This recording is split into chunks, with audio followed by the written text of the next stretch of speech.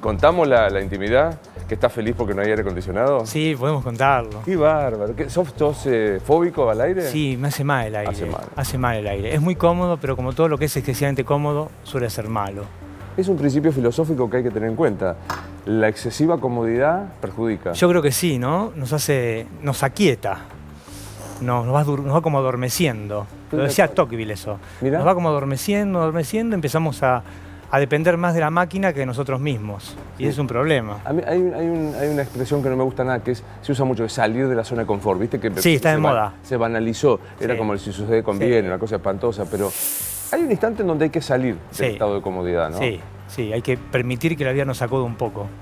Nos despierta cosas que por ahí vamos durmiendo en el día a día y que no está bueno tener dormida, porque generalmente lo mejor de nosotros es lo que a veces permanece mucho tiempo dormido. Los otros días hablando con Reinaldo Sitecase, él me decía que sospecha a la gente que está muy segura de tantas cosas. Sí, no cambio de nada, yo no cambio, siempre fui así. No me parece que esté bueno, porque es una mezcla medio de soberbia y de temor, ¿no?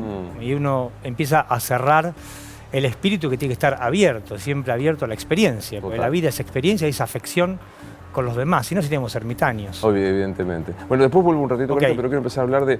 Porque ayer lo escuché al presidente hablar de los sótanos de la democracia. Me pareció una intervención de la CID, más allá que discutamos si uno puede intervenir un organismo que le es propio, ¿no? O sea, pero digo, ¿existen los sótanos de la democracia en la estructura judicial?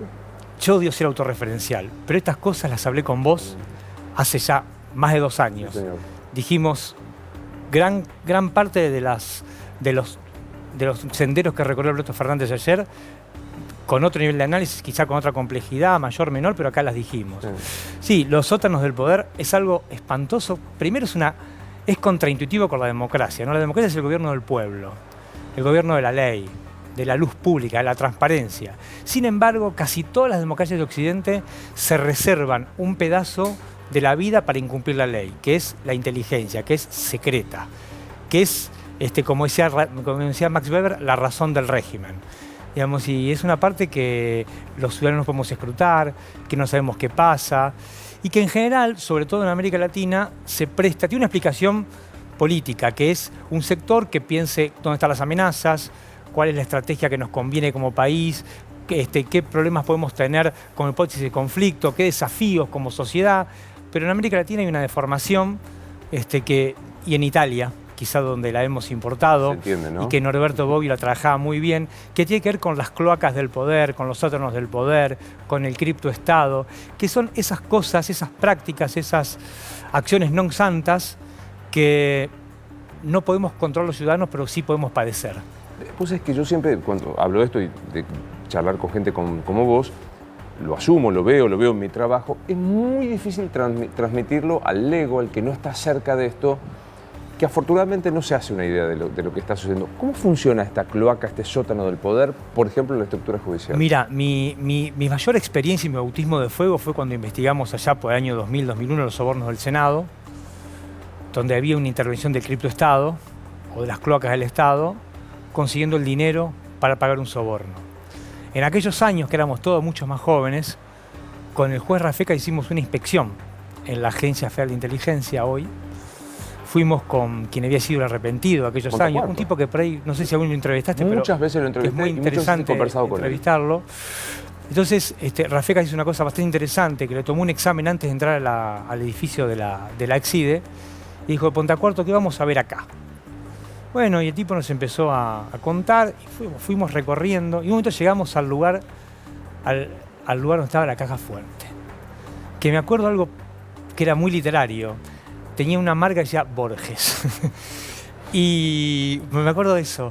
Y que Pontacuarto nos había dicho que ahí estaba el dinero en efectivo que se había retirado. Y es eso.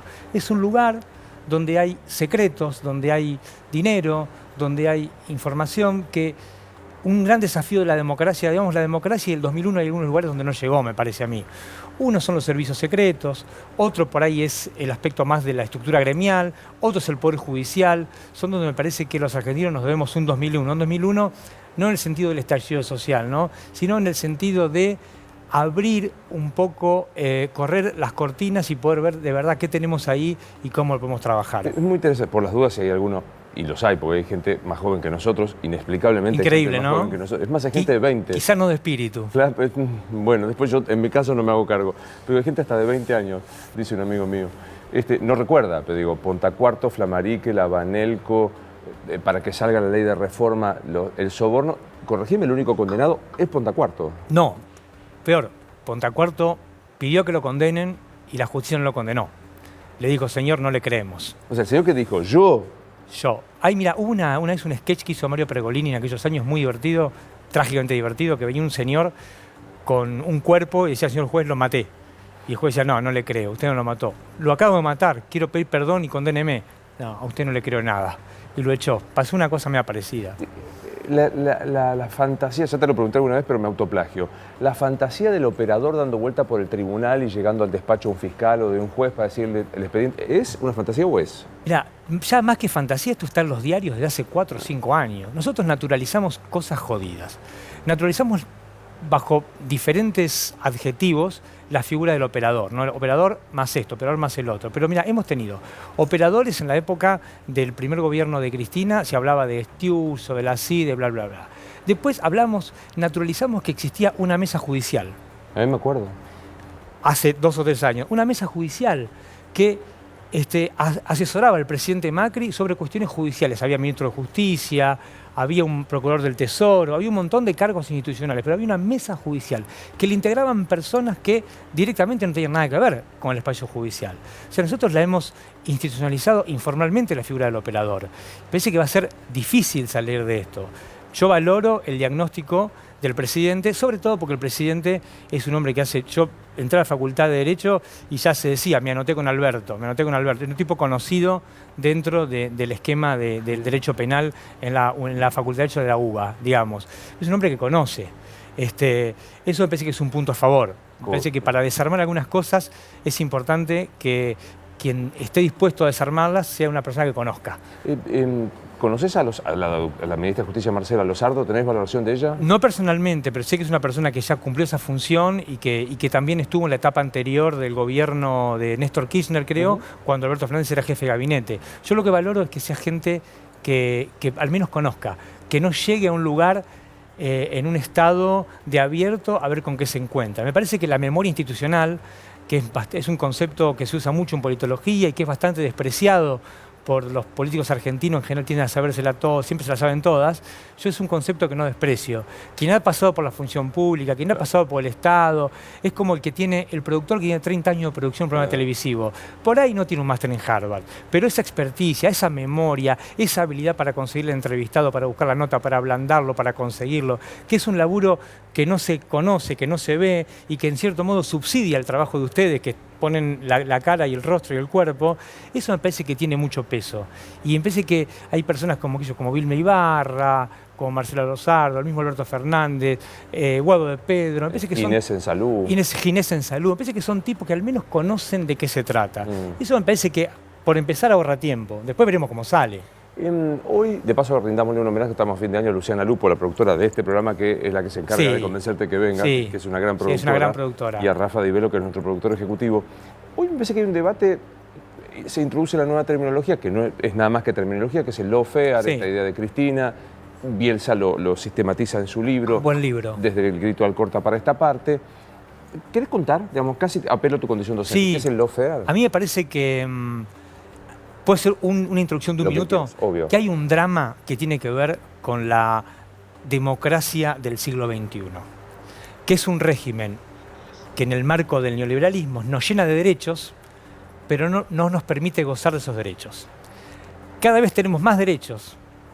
Cuando fuimos a facultad, vos y yo, tenemos mucho menos derechos que ahora. Ahora hay muchos más, pero yo creo que en aquellos momentos, aún en crisis, pues siempre vivimos en crisis nuestra generación, los derechos se podían hacer, era más fácil gozarlos. Entonces, ahí hay un problema. Hay un régimen que promete, por un lado, pero no suministra las condiciones básicas para gozar por el otro. Entonces, la justicia pasó de ser aquella cenicienta a la que los ciudadanos iban solamente cuando tenían un problema y se transformó. Y es el elemento, me parece, que permite encerrar a los que sobran y reclaman porque tienen derechos y no pueden gozarlos, y a veces se usa para disciplinar o encerrar a los que desafían ese régimen. O sea que la justicia trabaja por primera vez en mucho tiempo, la penal al menos, con los pobres y con los ricos o los de clase media que participan en política desafiando los gobiernos instituidos. Ese parece que es el primer drama que hay. Por debajo de eso, en cada país, eso tiene una recepción, digámoslo en términos de comunicación, muy singular. La Argentina tiene su problema, Chile tiene su problema, Brasil tiene su problema, Estados Unidos el suyo, Cataluña el suyo. En nuestro caso, eso se ha transformado básicamente en el armado de causas y en el abuso de prisión preventiva, que yo hace mucho acá te decía, estamos todos en libertad condicional. Yo me siento con una tranquilidad porque se dijo acá, lo dijimos acá, lo remarcamos. O sea, claro. Ahora, el lawfare básicamente es usar procedimientos legales como excusa para hacer cosas ilegales.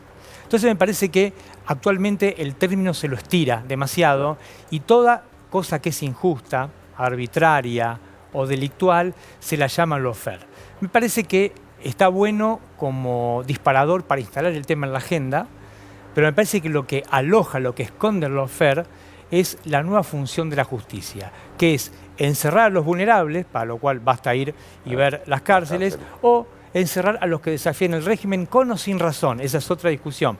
Pero vemos en Cataluña los separatistas están presos. En Brasil, ni hablar. En Chile vamos camino a eso. Argentina tuvo sus problemas. Me parece que está bueno como figura para describir una situación de que hay que repensar la justicia, pero me parece que la palabra se le estira y funciona como una bolsa en la que entran demasiados conceptos. Subrayemos, pues si no, sacado de contexto, ya los tenés a los problemas, uno más no te importa, pero digo, tengan o no tengan ser razón la ilegalidad de fondo que se investiga. Exactamente. No tiene que ver con eso. No tiene que ver con eso. No tiene que ver con eso. Y con un andamiaje mediático que ahí sí aparece que, claro, digamos, construye una razón funcional a esto, ¿no? Exactamente. Hay unos trabajos que están muy buenos, que están haciendo algunos intelectuales en la UNAM en México, que lo llaman el modelo liberal capturado. Y es el modelo de medios de comunicación que está pensado como un espacio que es privado, pero persigue fines públicos, porque la información es un fin público. Pero los tipos hacen un laburo, que acá no lo podemos contar todo, pero lo voy a resumir, que dice que básicamente la transformación de las viejas empresas de medios, que eran un diario, una radio, una TV, en fabulosos conglomerados comerciales, han capturado este modelo liberal del periodista que se rompe el alma, discute con su editor y difunden información que tiene que ver con el bien público. Es como que eso se ha torcido. Claro. Y en nombre de ese bien público que es la información, a veces hay información buena, a veces hay información veraz, pero ellos dicen, muchos medios incumplen el derecho a la ciudadanía mediática. Todos los ciudadanos tienen derecho a información confiable, veraz, bla, bla, bla, bla. Y eso a veces se mezcla con intereses políticos que tienen que ver con los regímenes de gobierno. ¿Se entiende lo que estoy diciendo? Absolutamente. Entonces, medio que se mezcla, y entonces tenés tres patas. Tenés las coaliciones de gobierno que persiguen intereses que a veces son particulares, trabajan con la justicia, que antes era un poder casi marginal, como un par o a veces como un modelo cooptado, y a su vez eso goza de un dispositivo comunicacional que en determinadas ocasiones y con respecto a algunas personas puede torcer el fin público que persiguen los medios de comunicación y articularlo con estos fines privados de las empresas. Digo, esto no estoy diciendo que pase siempre, no estoy diciendo que la Argentina sea así. No estás poniendo un ejemplo específico. No es un ejemplo específico, digamos, estoy discutiendo algo que se discute, que se está hablando en el mundo. Digamos, Occidente está discutiendo estas cosas. ¿Sentís que llegó el recambio constitucional y antes también, y una buena parte del sistema judicial tomó nota y levantó el pie del acelerador que estaba, en la dirección que estaba yendo? ¿En qué sentido? Es decir, bueno, de golpe causas que iban rápido pararon, de golpe situaciones que suponían elevaciones a juicios no se elevaron. Bueno, es parte de los problemas que tenemos nosotros, que también lo hemos hablado acá, ¿no? Que la justicia que tiende a acompañar los procesos políticos, ¿no? Tiene que ver con nuestra ciudadanía, con nuestra institucionalidad tan débil que hace que, de algún modo, la justicia, o un sector de la justicia federal, siga los intereses del gobierno de turno. Bueno, esas son las cosas que hay que trabajar. Total. Y a mí me parece que, aprovecho y paso un reclamo medio gremial, que me parece que por más que Alberto Fernández tenga un diagnóstico, vamos a poner que el diagnóstico es bueno. Es bueno, sí. Vamos a poner que, pensemos buenamente, vamos a poner que hay un montón de personas del gobierno que van a dedicarse a trabajar eso. Ahora, eso está bien, es un primer paso. Pero cualquier proceso de reforma requiere la complicidad estructural del actor judicial. En tribunales está lleno de gente buena. Hay mucha gente buena, mucha gente honesta, que trabaja, que estudia, pero esa gente en algún momento también tiene que alzar la voz, digamos. Los procesos de cambio tienen que ver también con las personas. Digamos, vos podés poner la mejor ley, podemos traer el mejor modelo, podemos importar la mejor, la mejor definición de política criminal del mundo, pero después son hombres y mujeres las que lo ponen en movimiento. Entonces me parece que hay que trabajar también el material humano, ¿no? Claro. Hay que crear condiciones para que esa gente que muchas veces tiene miedo, y genuinamente, o que muchas veces desconfía, también genuinamente, hay que crear incentivos para que esas personas también, de algún modo, se hagan cargo de la necesidad de reformar. No importa si es esta reforma que planteó Alberto Fernández u otra, lo importante ya es discutirlo, es plantearlo, es reconocerlo y es generar un gran debate en muchos espacios para discutir qué hacer. Ahora, qué impactante, ¿no? Porque digo, el miedo disciplina al funcionario y a la empleada. ¿Qué te parece? ¿Y qué te parece? No muevo un dedo. ¿Y qué te parece? ¿Y qué te parece? Sí, que tampoco le puede pedir un acto heroico. ¿Pero por qué? Porque aparte los que no han tenido miedo, mira cómo les ha ido. Digamos, no es fácil. No es fácil trabajar en condiciones de fragilidad institucional. Digamos, es como la flexibilización laboral para los contratos de trabajo. Digamos, es fantástico. Vos me contratás como un locador a mí de servicios. Bueno, está bien, yo puedo ser bueno, trabajo, pero en definitiva tengo también el temor a que ese contrato... Esa fragilidad. Es muy frágil. Y miro para abajo y no hay nada. Entonces me parece que también no se le puede pedir a la gente que sea héroe, y por eso es tan importante el republicanismo, por eso es tan importante que haya instituciones de verdad fuertes, sólidas, para de una vez por todas pasar del gobierno de los hombres al gobierno de la ley. Pero no podemos pasar al gobierno de los hombres si no tenemos una institucionalidad fuerte. Digamos, hay un gran robo en la filosofía política, y voy a citar a María Julia Bertomeu casi de memoria. Hay un gran robo, que es el robo de Kant. Que, digamos, Kant siempre es el filósofo que se lo apropió el liberalismo, ¿no? Pero es un tipo que decía que la libertad interior que nosotros tenemos solo tenemos alguna chance de ejercerla si tenemos instituciones, un entramado institucional fuerte que nos permita, que nos dé las seguridades de que yo te pueda mirar a vos a los ojos y no tener miedo a que lo que yo diga vos lo tomes a mal y se vuelva en mi contra. Digamos, acá no hay magia. Ser libre requiere tener alguna red. Y esa red en principio es material, ¿no? Es tener asegurado el derecho a la existencia, poder comer, poder dormir. No perder el laburo y no perder el laburo, no estar en la calle, digamos. Y por eso es tan interesante discutir cosas como el ingreso ciudadano, como la renta básica universal, que no tiene que ver con Lenin ni con Trotsky, sino con, de verdad, crear las condiciones para que todos podamos comer, dormir, vivir, y después eso acompañarlo con instituciones fuertes, que pueda haber jueces que no tengan miedo, que haya jueces que no sean coimeros, que haya fiscales que no tengan temor a lo que puede pasar, a que no se enoje un presidente, a que no te putee un diputado porque estás investigando a un dirigente, a que no tengan dos periodistas amigos y te hagan terribles operaciones, campañas de desprestigio con las redes sociales. Digamos, las famosas cloacas del Estado también trabajan, para volver a la pregunta inicial, también trabajan porque hay instituciones débiles, que no son capaces de absorber ese tipo de agresiones que vienen del medio ambiente exterior. Y ahí aparece el miedo de decir, no muevo un dedo. ¿Y para qué se mueve un dedo? Claro, es peligroso. No sé si corresponde, hacerte la pregunta, sí, la voy a hacer igual. ¿Viste la indagatoria del expresidente esta hora larga en el Tribunal Oral Federal, que fue una exposición con todo su derecho, que no admitió preguntas, pero digo, tono, modos y demás? Mirá, la vez me lo preguntó un colega tuyo, y es, la verdad que yo una vez estuve en esa situación a Domingo Cavallo. Digamos, creo que lo de Cristina se quedó corto. ¿Imputado de...? Imputado por el megacanje. Claro. Digamos, defendiéndose también con la misma intensidad con la que hizo Cristina. Esto, más allá del capital, del componente simbólico que tiene Cristina, porque ya era vicepresidenta electa, y con todo lo que rodea a los juicios que siguen en su contra, es bastante habitual en tribunales. Macera, por ejemplo, decía cosas como, sin gritar, estoy muy tranquilo, voy a declarar, pero mis muchachos saben con quién hablan ustedes, dónde van, dónde caminan. Macera, cuando no estaba... Macera, yo soy grande ya, fin de los años 90, con Macera... El Macero con poder. Macera con poder. Por ejemplo, otros dirigentes, he visto situaciones muy parecidas cuando alguna vez me tocó ver cómo ex agentes de inteligencia eran sometidos a juicio por crímenes de la dictadura ante el juez Rafecas también, el primer cuerpo de ejército. Situaciones parecidas y que son un poco angustiantes. Recuerdo, qué sé yo, López queriendo agarrar del cuello al juez Rafecas cuando lo indagaba. Recuerdo Cavallo con el juez Ballesteros, con el juez Canicoba Corral. Ahora recuerdo a Cristina, ahora vimos a Cristina. Digamos, es algo que pasa habitualmente en los tribunales y me parece que tiene que ver también con la autoridad del tribunal. Digamos, los jueces tienen que administrar las audiencias. El imputado está en situación de indefensión, está contra el Estado. El Estado se te viene, tenés la posibilidad de defenderte. La administración del modo en que vos hagas esa defensa, sin cercenar tu derecho, pero administrarlo, los tonos, eso es una potestad que tienen los jueces, que para eso son los jueces. Claro. Entonces me parece que a veces... Eso me denuncian por desacato en 30 segundos. No existe más eso. Y no creo, porque vos sabés que una de las... no debería decirlo en televisión, pero lo voy a decir como que estoy con vos en un bar. A mí me parece que también la legitimidad de los jueces está tan puesta en tela de juicio que cuando yo entré a tribunales, una vez me acuerdo, un mes de enero fui en remera a sacar la firma a un juez de instrucción y me echó del despacho. Y yo nunca más volví en remera. Y tenía temor, porque el tipo me explicó que no se podía, bla, bla, bla.